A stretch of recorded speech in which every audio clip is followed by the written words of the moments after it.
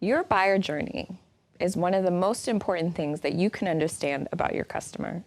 And we're going to talk about why it's important and the steps you can take to understand the buyer journey.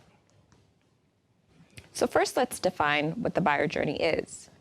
Your buyer's journey is essentially the active research pathway or the steps that your customer is taking towards your desired final outcome. So that final outcome could be a sale or maybe booking an appointment or signing up for a demo. But typically, a buyer's journey follows a 3 to 5 step process, depending on how you look at it. So your traditional buyer journey looks like this. You start out in the awareness stage where your customer is learning about, hey, I have this problem and now I want to see what's out there to help solve what I'm experiencing. Okay, cool. What comes after that? Then consideration. So consideration is where they found your product or service on their path to finding a solution, and now they're considering, hey, is this the direction I want to go in? Do I want to go with this venture?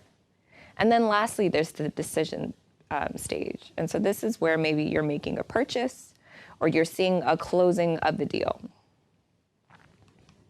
Now, in real life, the buyer journey isn't linear in that way. There's a lot of stuff going on. There's a lot of people that our customers are talking to. And yes, there's still generally the awareness, consideration, and purchase or decision step, but there's a lot of back and forth that's going on in this experience. And so for someone that's launching a new venture and trying to understand their customer's buyer journey, there's going to be a lot of deep, sometimes ambiguous research that you'll find that you need to distill into something that makes sense. And so that's why we use the 3-step framework. Now, the buyer journey has evolved in recent years. 57% of the customer's buyer journey is done before a person coming from your business has a chance to talk to them. They're going on Google, they're talking to their friends. They oftentimes have made the decision before they've been arrived at your website or your store to make a purchase. Now today, it's also very interesting that between 1 in 5 different stakeholders outside of the buyer are involved in the purchasing decision. So they're getting advice, they're reading reviews, they're looking at others and admiring from afar. All of that is incorporated in the purchasing decision. We often forget that we need to think about those people as advocates of our products and services. Now, 75% of customers use social media to research their products beforehand. And so it's really important to make sure, one, that you have a social media presence, but you're also trying to influence and impact your social media persona from afar. And then lastly, 90% of decision makers don't respond to cold calls or cold emails. So that's a strategy that used to work a really long time ago, where you could just get a list of emails, send an email, and hopefully you'd get 20 to 30% response. But today, it's less than 1%. Now, the reason for this shift is something that we call information asymmetry. And so what this means is that one party in an economic transaction possesses greater material knowledge than the other. Now, in the olden days, if I wanted to sell you something, I'm the person that has the most information about the product, and you need me to understand what it can do and how to use it. But today, buyers have much more information than sellers anticipate or have control over, and that all influences their decision. So the reason for this is very varied. There are customers that feel like they don't need you. They have multiple channels that they interact with. They start to experience things not just during the purchase decision, but after the fact that then influences their decision to buy again. They're informed by their friends. There's tons of different reasons why they have more information. And we can't necessarily control for this, but we need to be aware of this in our planning. Now let's take a look at an example to see if this can make a little more sense. So let's look at the world of online dating. We can learn a lot about marketing and sales from online dating. And we're going to take Tinder as an example. So in the world of online dating, what usually happens is that two people are being matched. So you'll go on an app, you'll fill out a bio about yourself, but really your main purpose is to review other people's bios and then hopefully make a connection.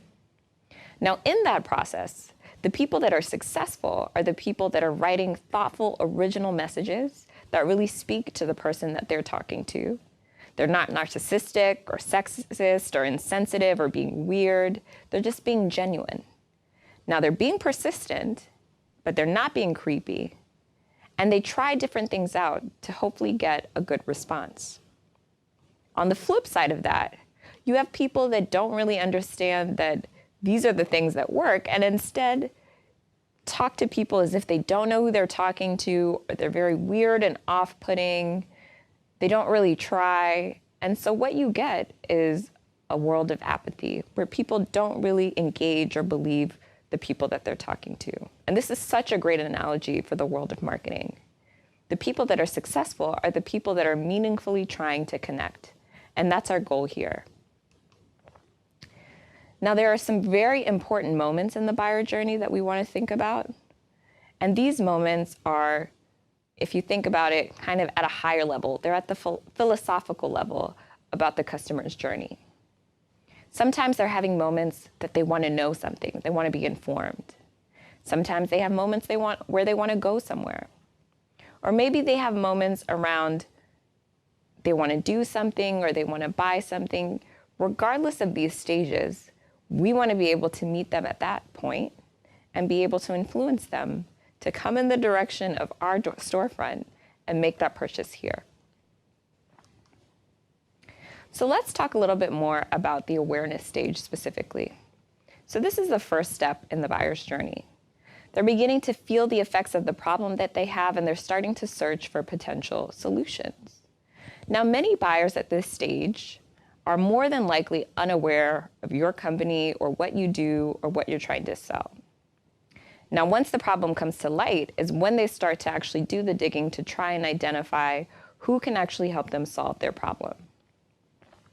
Now, the awareness stage becomes one of the initial research stages for the buyer, and they might do things like do some internet searches, talk to friends, or maybe just kind of look around and see who may have a similar problem and try to engage with them. That second stage, so the consideration stage, or here we'll call it the evaluation stage, the buyer is beginning to shift their research from the high-level search to one that's more specific. So maybe they found a couple companies that they want to engage with, or maybe they found a couple of different products that they like. Now they're going to begin to narrow it down and start to look at kind of secondary questions that help answer the specifics of engaging with that product or service.